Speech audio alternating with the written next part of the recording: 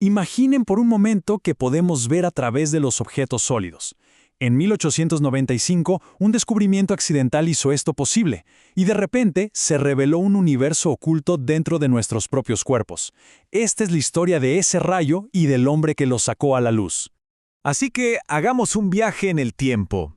Estamos en 1895, en la penumbra de un laboratorio donde un brillo muy extraño está a punto de cambiar la historia para siempre. Pero, a ver, ¿cómo es que alguien descubre algo que es literalmente invisible? Esa fue la gran pregunta que se le presentó al físico Wilhelm Röntgen en su laboratorio. Bueno, para eso tenemos que ir a un lugar y una fecha muy concretos. Würzburg, Alemania, el 8 de noviembre de 1895. Una fecha que se convertiría en un antes y un después para la ciencia y sobre todo para la medicina. El experimento era sencillo, pero muy preciso. Röntgen tomó un tubo de Crookes y lo envolvió por completo en cartón negro para que no saliera nada de luz. Luego, en la oscuridad total de su laboratorio, le aplicó una corriente de alto voltaje.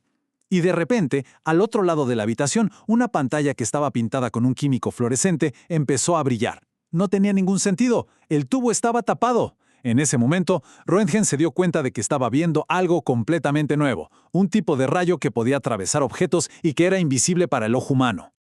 Ok, tremendo descubrimiento. Pero, ¿quién era la mente detrás de todo esto? Conozcamos un poco al científico meticuloso que lo hizo posible. Miren, Wilhelm Röntgen no era el típico genio precoz que uno se imagina. De hecho, lo expulsaron de la secundaria. Pero lo que sí tenía era una dedicación increíble.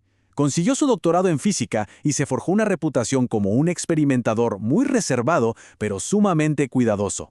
Antes de 1895, su trabajo se enfocaba en cristales, en electromagnetismo, o sea, no estaba buscando una revolución, para nada, pero su rigor lo preparó para reconocerla cuando se topó con ella. Y vaya que fue una revolución. El primer impacto, el más dramático de todos, fue en la medicina. De un día para otro, la humanidad tenía una nueva forma de ver lo que antes era completamente invisible. Röntgen, la verdad, no tenía idea de qué eran estos rayos, así que con una lógica brillante les puso rayos X, usando la X como en las matemáticas, ¿no? Para lo desconocido. La definición es clave. Una radiación que podía pasar a través de objetos sólidos y dejar una imagen en una placa fotográfica. Una especie de sombra de lo que hay adentro. Y acá viene una de las anécdotas más famosas de la ciencia. El 22 de diciembre de 1895, le pidió a su esposa, Anna Bertha, que pusiera la mano sobre una placa fotográfica. Después de una exposición de 15 minutos, reveló la imagen y ahí estaba, la primera radiografía de la historia. La imagen fantasmal de los huesos de su mano y su anillo de bodas. Imaginen el shock, la mezcla de asombro y quizás hasta un poco de miedo al ver por primera vez el esqueleto de una persona viva. El cambio fue total. Para que entendamos la magnitud de esto, antes de los rayos X, si un médico sospechaba una fractura o quería encontrar una bala, muchas veces la única opción era la cirugía exploratoria, un procedimiento riesgoso, doloroso. Después de 1895, los médicos podían ver el problema con una certeza absoluta y sin hacer un solo corte.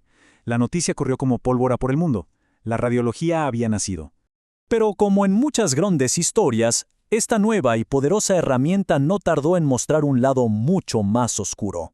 La historia de pronto da un giro trágico.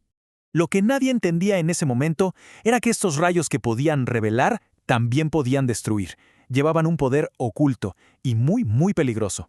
Y aquí está la increíble dualidad de los rayos X.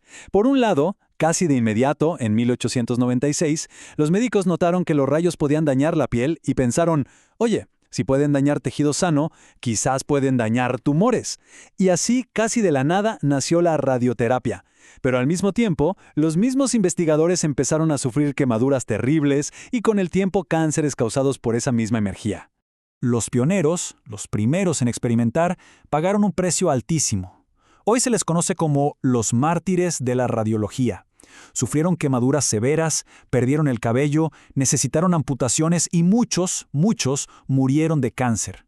Uno de los casos más conocidos fue el de Clarence Daly, un asistente de Thomas Edison que trabajó intensamente con los rayos X. Su sacrificio, y el de tantos otros, fue una lección brutal sobre los peligros de lo desconocido.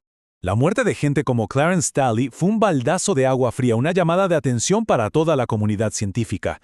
Esos sacrificios obligaron a todos a enfrentar los peligros que habían liberado, y como respuesta directa, empezaron a crearse los estándares de seguridad. Ya para 1915 surgieron las primeras recomendaciones. En 1928 se fundó un organismo internacional solo para la protección.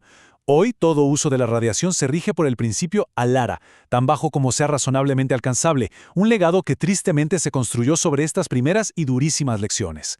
Pero esta historia no puede terminar sin que volvamos al protagonista, a Röntgen, porque su legado no es solo lo que descubrió, sino cómo eligió compartirlo con el mundo. Es una lección de ética. En 1901, como era de esperarse, Wilhelm Röntgen recibió el máximo reconocimiento, nada más y nada menos que el primer premio Nobel de Física de la historia, por el extraordinario servicio que prestó a la ciencia. Pudo haberse hecho inmensamente rico. Le llovieron ofertas para patentar su descubrimiento, pero se negó a todas. Su razón era muy simple, y la dejó clara en esta frase tan poderosa: mi descubrimiento le pertenece a toda la humanidad. Y no eran solo palabras. Su compromiso era total. Donó cada centavo del premio Nobel a su universidad. Para él, el avance del conocimiento y el bien de todos estaba muy por encima de cualquier beneficio personal. Y esto nos deja con una pregunta final, para pensar un poco. ¿Cuál es la verdadera medida de un legado científico? ¿Es el descubrimiento en sí mismo? ¿La nueva tecnología que nos deja?